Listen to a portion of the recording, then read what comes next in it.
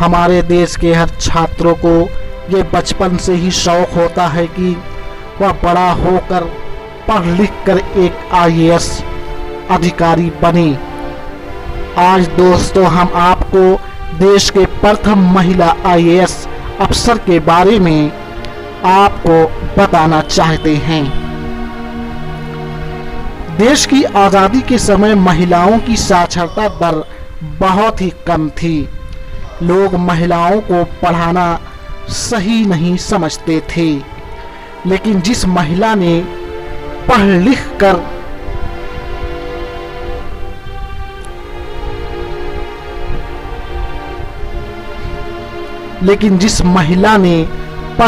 कर देश के सबसे प्रतिष्ठित इम्तिहान पास किया, उसका नाम अन्ना रजम मल्होत्रा था।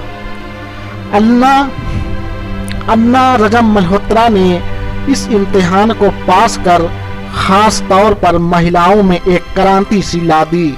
देश की आधी आबादी किसी से भी कम नहीं है। वह पुरुषों के साथ देश के विकास में महत्वपूर्ण योगदान दे सकती हैं। अन्ना रजम मल्होत्रा का जन्म 17 जुलाई 1927 ईस्वी को केरल के एर्नाकुलम जिले में हुआ था। उनके माता का नाम ओट्टावेलिल ओए जॉर्ज तथा पिता का नाम अन्ना पाल था। उनका लालन पोषण कालीकट में हुआ। उन्होंने प्रोविडेंस वीमेन कॉलेज में 12वीं की परीक्षा पास की।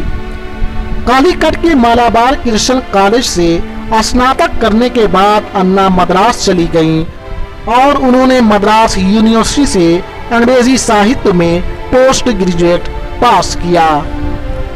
1950 ईस्वी में अन्ना ने सिविल सेवा की परीक्षा दी। मेंस पास करने के बाद उनका इंटरव्यू के लिए चयन कर लिया गया, लेकिन वह नहीं जानती थी कि वह ऐसा करने वाली पहली महिला है। 1951 ईस्वी में वह इंटरव्यू में शामिल हुई। उनको इंटरव्यू बोर्ड ने हतोत्साहित भी किया, लेकिन जिनके इरादे बुलंद हों, जिनके दिलो दिमाग में जुनून, लगन, दृढ़ विश्वास बना रहता है, वह दुनिया की हर परीक्षा में सफल हो जाता है। और ऐसा ही मिसाल बनी अन्ना रजम मल्होत्रा। अन्ना रजम मल्होत्रा सन 1951 में मद्रास कैडर चुनकर भारतीय सिविल सेवा में शामिल हुई। उन्होंने तत्कालीन मुख्यमंत्री सी राजगोपालाचारी के नेतृत्व में कार्य किया। अगर उनकी पर्सनल लाइफ की बात करें तो उन्होंने सन 1985 से 90 तक रहे RBI के गवर्नर RN मल्होत्रा से शादी किया। उनके पति IAS अधिकारी पद पर कार्य कर चुके थे।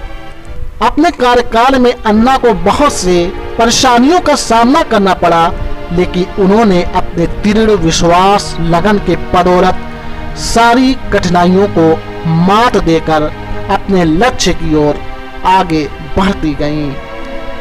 उनके असाधारण कार्यों को देखकर भारत सरकार ने उनको 1989 में पद्म भूषण से सम्मानित किया। 17 सितंबर 2018 में उनका देहांत हो गया।